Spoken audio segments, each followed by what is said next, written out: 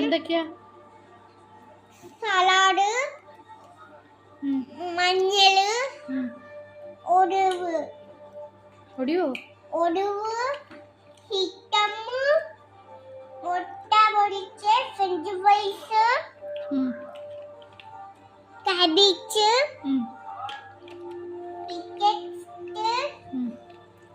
Peak, neutral beef നമ്മുടെ കായും കറിയുന്നുണ്ട്. ഇതൊക്കെ എല്ലാവർക്കും ബിരിയാണിക്ക് വേണ്ടി നമുക്ക് ആഘോഷം നടത്താം. നമ്മുടെ ബർത്ത്ഡേക്ക് നമ്മൾ തന്നെ നമ്മുടെ ആഘോഷം നമ്മൾ തന്നെ നടത്തും. എല്ലാവർക്കും ഇതുപോലെ കഴിക്കാം.